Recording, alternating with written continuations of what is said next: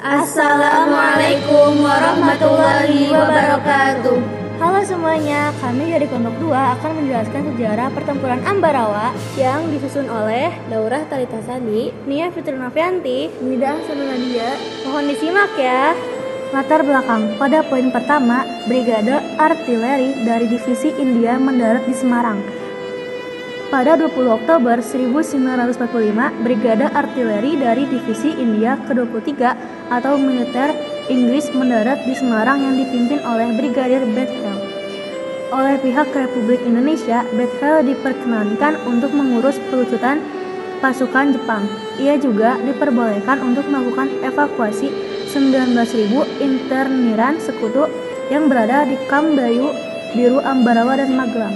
Tetapi ternyata mereka diboncengi oleh orang-orang NICA, Netherlands Indies Civil Administration atau pemerintah sipil India Belanda. Mereka kemudian mempersenjatai para tawanan Jepang.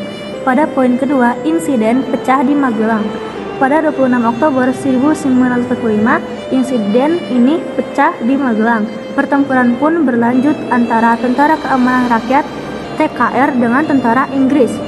Pertempuran sempat berhenti setelah kedatangan Presiden Soekarno dan Brigadir Bethel di Magelang pada 2 November 1945. Mereka pun mengadakan perundingan untuk melakukan gencatan senjata. Tokoh-tokoh yang ikut dalam pertempuran Ambarawa, yang pertama Kolonel GPH Jatikusumo, yang kedua Kolonel Sudirman, yang ketiga Letnan Kolonel Gatot Subroto, yang keempat Letnan Kolonel Isdiman, dan Kapten Surono. Kesepakatan yang tercapai.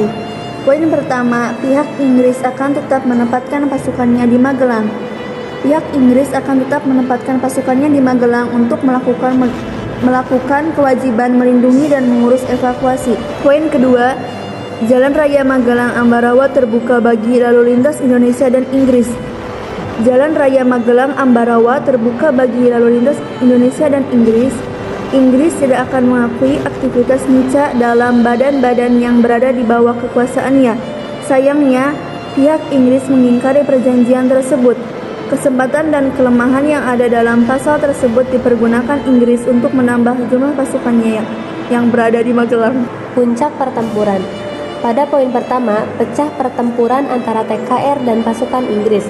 Pada tanggal 20 November 1945 di Ambarawa pecah pertempuran antara TKR di bawah pimpinan Mayor Sumarto dan pasukan Inggris. Pada poin kedua, mendatangkan 3 batalion. Kekuatan di Ambarawa semakin bertambah dengan datangnya 3 batalion yang berasal dari Yogyakarta. Mereka adalah Batalion 10 Divisi 3 di bawah pimpinan Mayor Soeharto, Batalion 8 di bawah pimpinan Mayor Sarjono, dan Batalion Sugeng. Pada poin ketiga, pasukan Inggris ditarik ke Ambarawa dan dilindungi oleh pesawat udara. Pada tanggal 21 November 1945, pasukan Inggris yang berada di Magelang ditarik ke Ambarawa dan dilindungi oleh pesawat-pesawat udara. Pada poin keempat, pasukan Inggris melakukan pengeboman terhadap kampung di Ambarawa.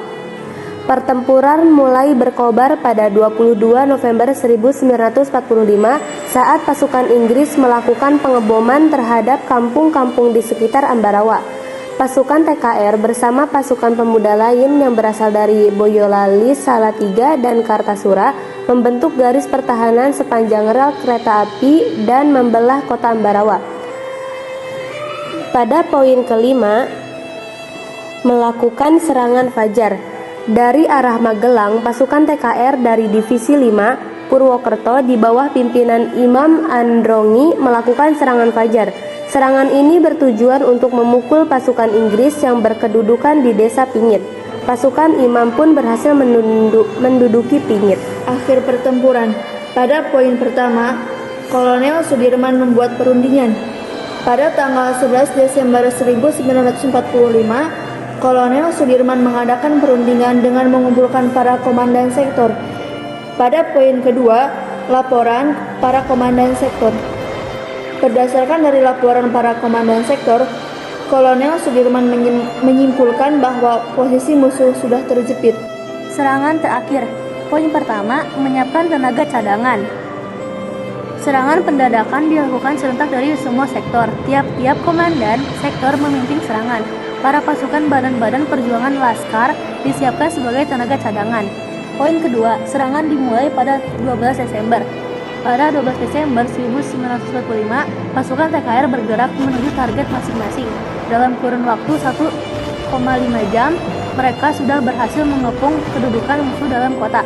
Kota Ambarawa dikepung selama 4 hari 4 malam. Poin ketiga, pasukan Inggris memutuskan pertempuran. Pasukan Inggris yang sudah merasa terdesak berusaha untuk memutus pertempuran. Poin terakhir berakhir pada 15 Desember 1945. Pada 15 Desember 1945, pasukan Inggris meninggalkan kota Ambarawa dan mundur ke Semarang. Tokoh yang gugur pada pertempuran Ambarawa adalah Letnan Kolonel Isdiman. Beliau lahir di Pontianak pada 12 Juli 1913.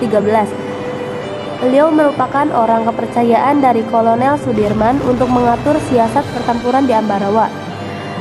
Letkol Isdiman menjadi pemimpin pasukan yang berasal dari Purwokerto. Semasa perjuangannya, Isdiman sudah berusaha menunjukkan keberanian dan kemampuannya sebagai seorang pemimpin. Namun sewaktu menjalankan tugas, Isdiman harus gugur. Ia diberondong tembakan pesawat tempur RAF pada 26 November 1945. Pada tanggal 15 Desember 1945, pasukan sekutu meninggalkan Ambarawa menuju Semarang. Dengan demikian, pertempuran Ambarawa berakhir. Atas kemenangan TKR tersebut, pada setiap tanggal 15 Desember diperingati sebagai Hari Infanteri. Untuk memperingati pertempuran Ambarawa, didirikan Monumen Palagan Ambarawa. Sekian dari kelompok kami, semoga apa yang disampaikan oleh kita dapat dimengerti dan tentunya bermanfaat bagi kita semua. Terima kasih. Wassalamualaikum warahmatullahi wabarakatuh.